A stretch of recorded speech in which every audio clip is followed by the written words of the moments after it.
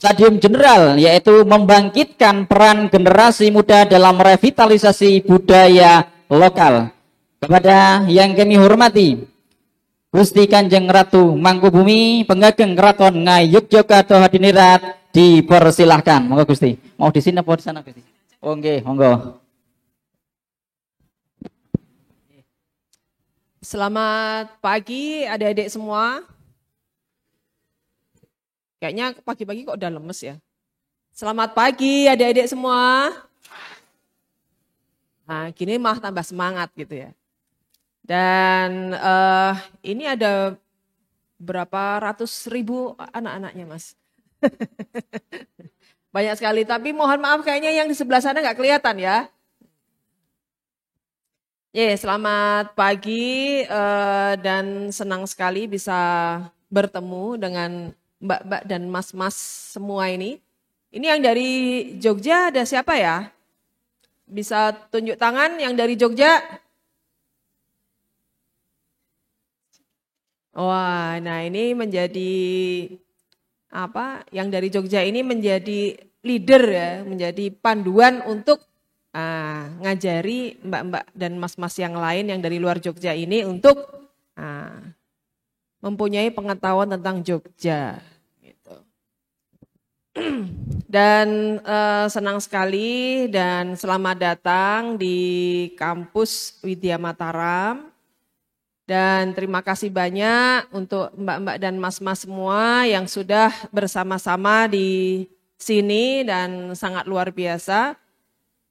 Mudah-mudahan selama berpendidikan di Universitas Widya Mataram ini bisa aman, nyaman ya.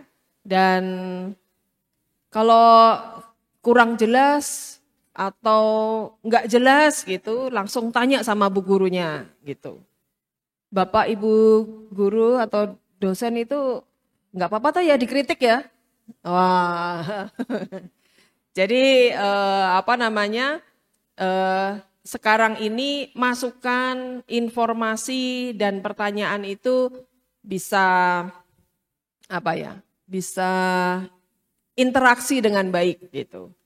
Nah, tapi tentunya etika, sopan santun juga harus terus diterapkan gitu.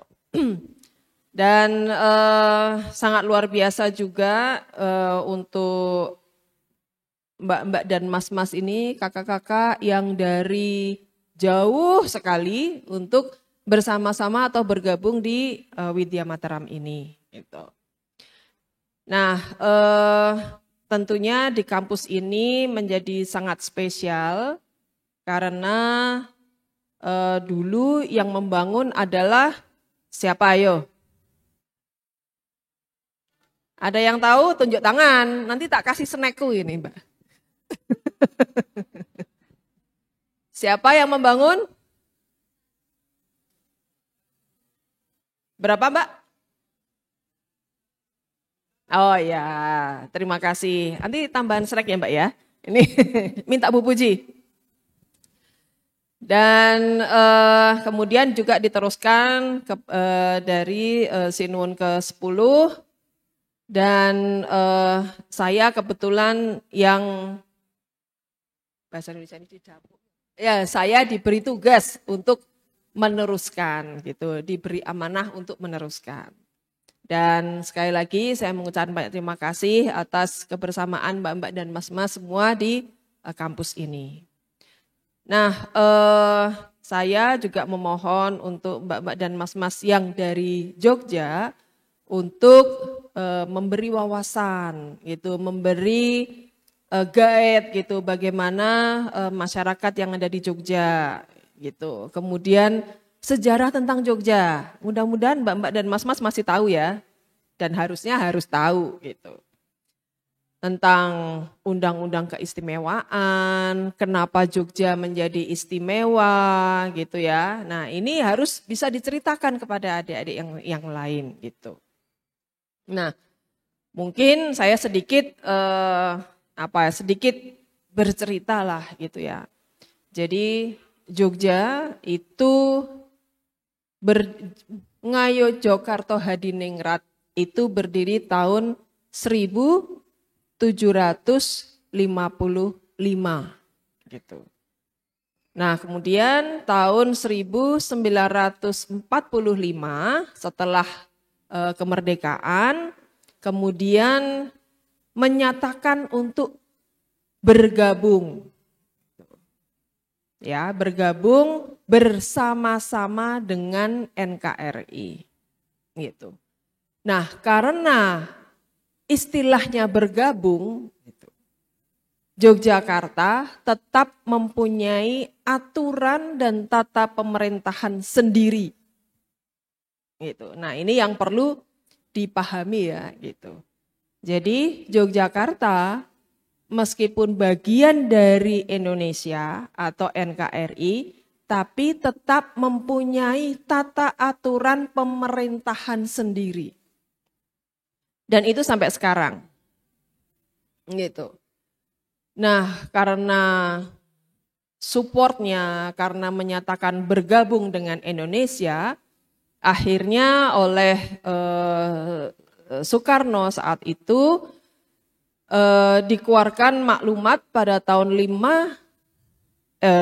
tanggal 5 September 1945 itu maklumat ataupun piagam kedudukan bahwa Yogyakarta menjadi daerah istimewa gitu. Dan kemudian dengan perjuangannya yang sangat panjang, akhirnya pada tahun 2012 baru Yogyakarta mendapatkan atau mempunyai undang-undang keistimewaan. Gitu. Nah, mungkin ada yang sudah baca tentang undang-undang keistimewaan? Atau belum? Oh belum, waduh. Nah ini nanti mungkin Bapak Ibu dosen yang di Widya Mataram paling enggak harus share untuk undang-undang keistimewaan. Jadi undang-undang keistimewaan itu lebih mengatur pada satu, kelembagaan, pertanahan, pendidikan, kebudayaan, kemudian jabatan gubernur dan wakil gubernur. Nah, dari 5 pokok ini itu dituangkan dalam perda-perda turunan gitu. Yang sampai saat ini juga masih terus dilengkapi. Karena kalau kebudayaan itu dikungkung ataupun diatur dalam undang-undang atau perda, itu akhirnya kebebasan itu kurang gitu. Nah ini adalah undang-undang keistimewaan. Tapi nanti kalau membaca bukunya itu sebenarnya banyak kok dijual di mana-mana buku undang-undang keistimewaan itu. Nah utamanya adalah pasal 5 dan pasal 7. Itu dipahami gitu. Jadi dua-dua sini satu pasal 5, sini pasal 7 dikolaborasikan gitu. Sebenarnya kurang lebih intinya ada di situ juga. Nah, adik-adik yang sudah datang ke Jogja ataupun dari Jogja gitu. Tujuannya adalah pendidikan gitu. Nah, selain pendidikan di sekolah ataupun di kampus gitu, juga harus memahami ataupun pendidikan tentang Jogja. Apa sih sejarah Jogja? Gitu. Enggak usah kita bicara tentang sejarah Mataram lah, terlalu luas.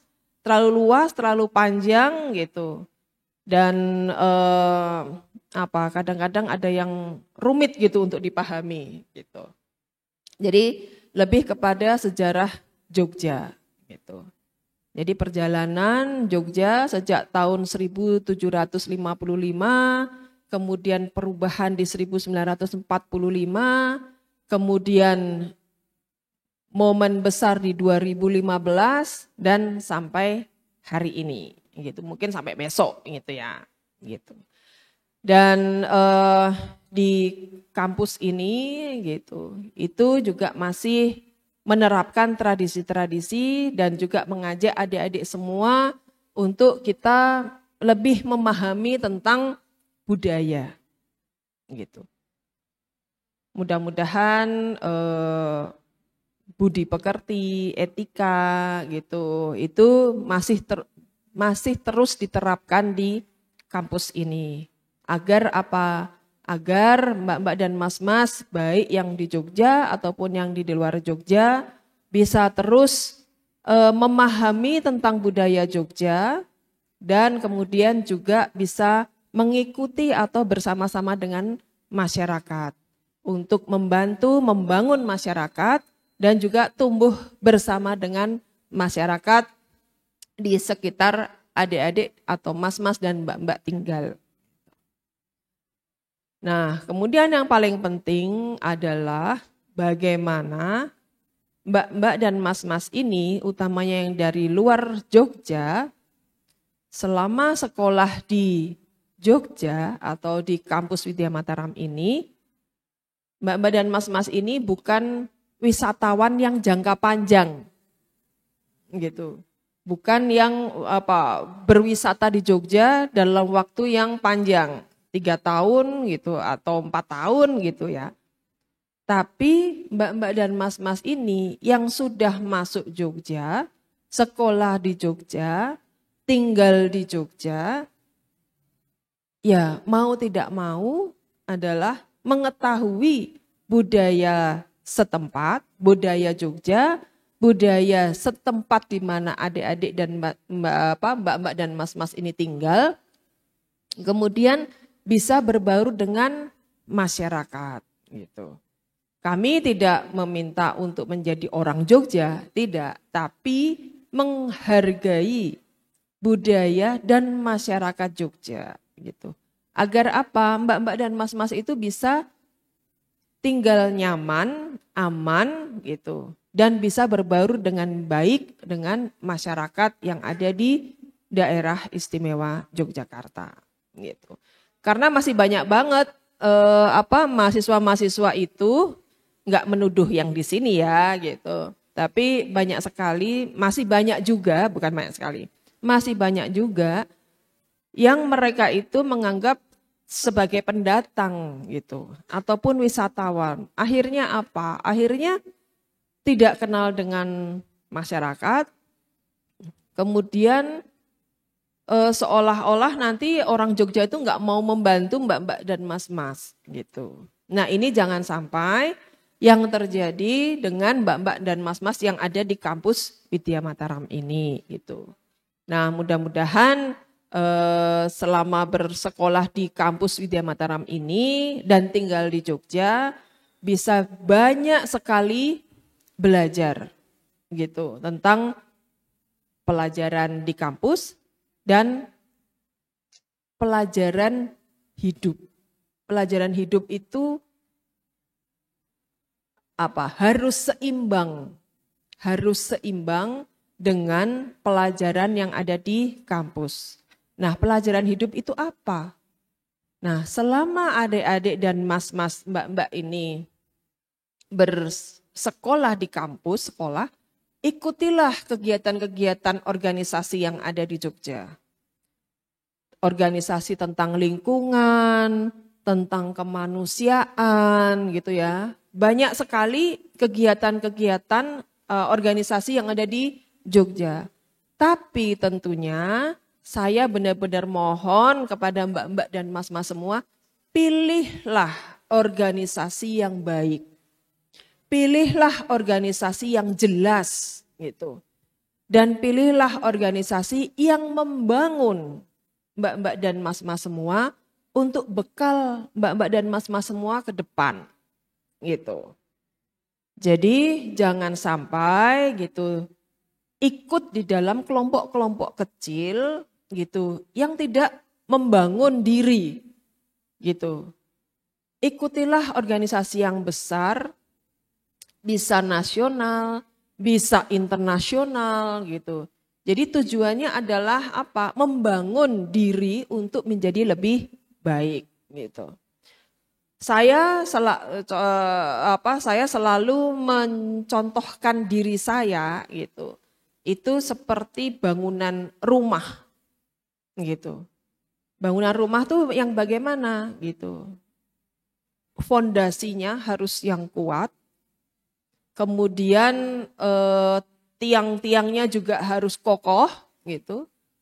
Nah dari situ akhirnya apa? Rumah itu bisa kokoh berdiri gitu. Jadi bagaimana tubuh kita ini gitu seperti rumah yang kokoh, yang kalau kena angin itu ataupun kena gempa itu nggak roboh gitu. Nah ini adalah bagian dari bagaimana kita sendiri mengisi untuk membentuk karakter kita ini yang menjadi yang kokoh. Nah pembentukan-pembentukan seperti ini itu akan banyak belajar di dalam organisasi atau kegiatan-kegiatan kemasyarakatan gitu. Selain rumah gitu, saya sendiri juga mengumpamakan diri saya sebagai pohon beringin. Kenapa pohon beringin? Gitu. Nah, pohon beringin itu akarnya itu sangat kuat. Dia tidak hanya ke dalam, tapi juga ke samping. Ke depan, ke kanan, ke kiri, ke depan, ke belakang. Gitu.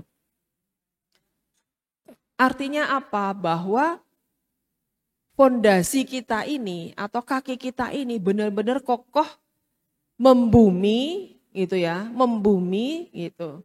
Dan kokoh tegak berdiri gitu. Kemudian batangnya itu juga gemuk gitu, besar gitu ya. Bukan berarti terus badan kita harus gemuk gitu ya, tapi mengumpamakan bahwa kita ini, tubuh kita ini berdiri dengan baik gitu. Sama seperti rumah gitu. Nah, kemudian pohon beringin itu kalau dia tumbuh subur, tumbuh dengan baik, pasti akan rindang gitu. Daunnya lebat, ranting-rantingnya juga lebat gitu. Nah ini mensimbolkan. Jadi kalau mamanya hujan nih ya, adik-adik hujan. Di situ ada pohon beringin, di pohon beringinlah adik-adik ini bisa berteduh. Gitu.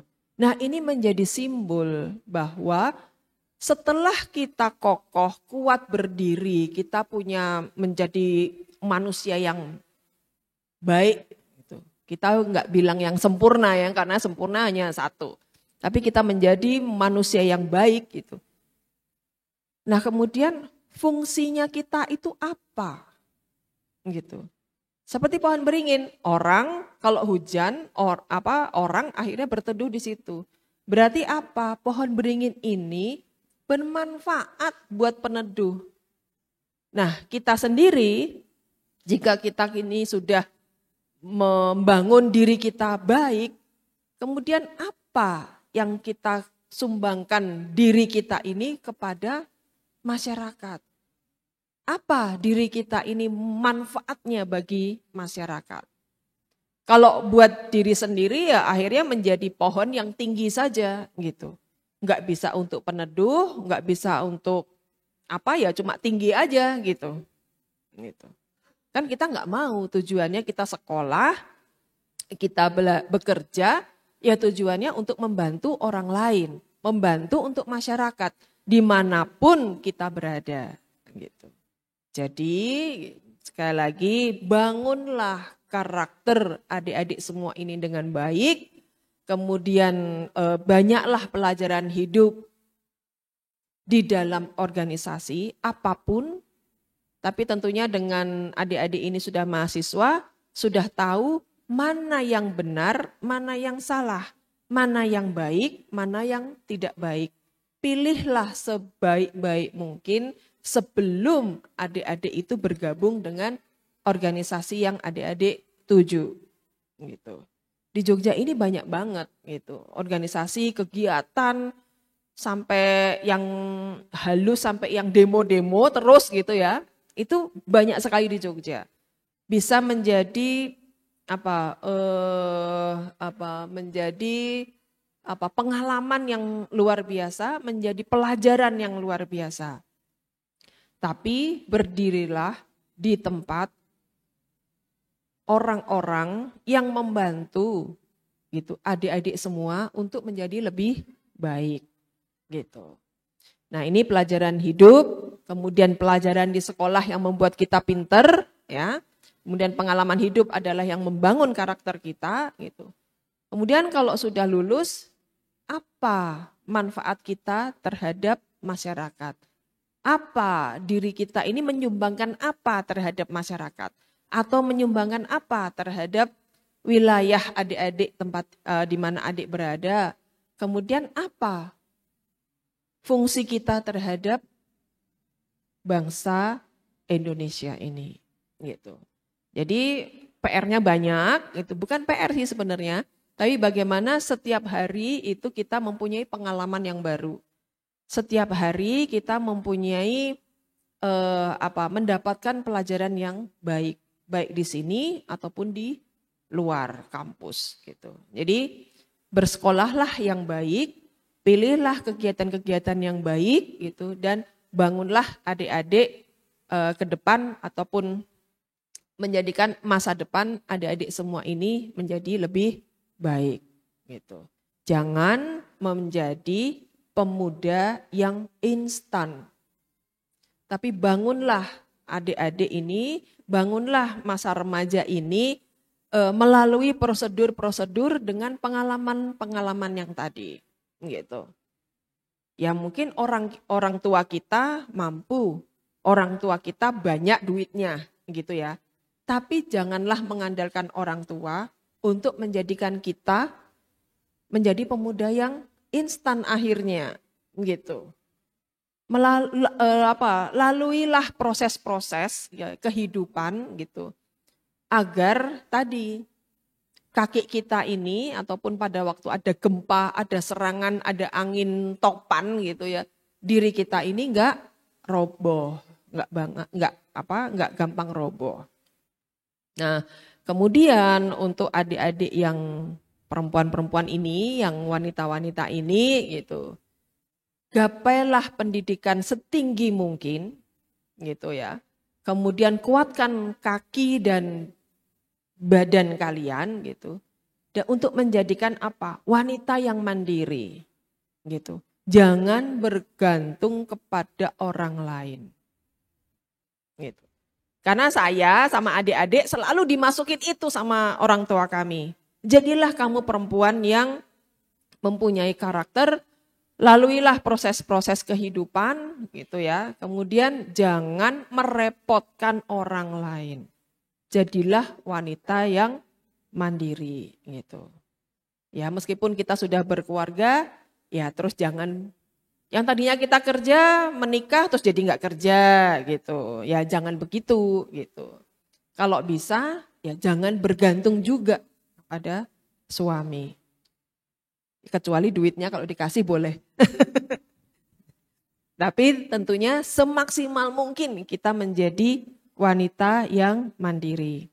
Tuntutan wanita ke depan itu jauh lebih banyak dan tunjukkanlah potensi kalian.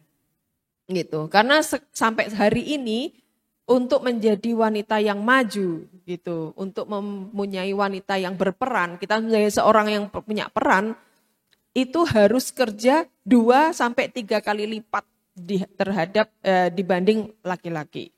Nah, tunjukkan kalau depan itu persamaan itu semakin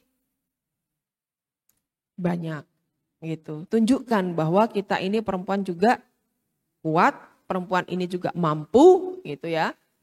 Dan kita tunjukkan bahwa kita ini bekerja dengan baik gitu. Jadi sekali lagi bangunlah karakter adik-adik sedini mungkin untuk masa depan yang lebih baik. Ini juga buat semua adik-adik semua.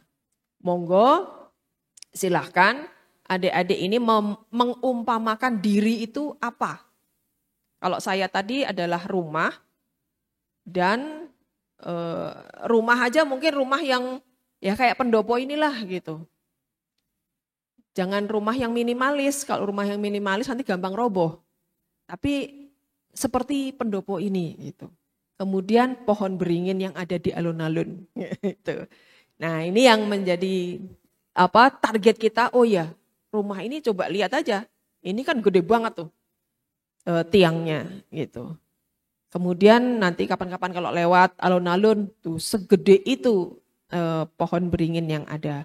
Nah, kalau kita sama-sama punya target yang sama, mengumpamakan diri kita sebagai seperti pendopo ini, kemudian pohon beringin, ya sudah, ayo kita bangun negeri ini untuk yang lebih baik gitu. Kan adik-adik inilah yang akan mengisi di 2045 Indonesia maju, Indonesia yang lebih baik gitu. Dan tentunya wilayah adik-adik dimanapun berada juga tentunya harus lebih baik gitu. Ya, mungkin dari saya itu dulu, Mas. Terima kasih.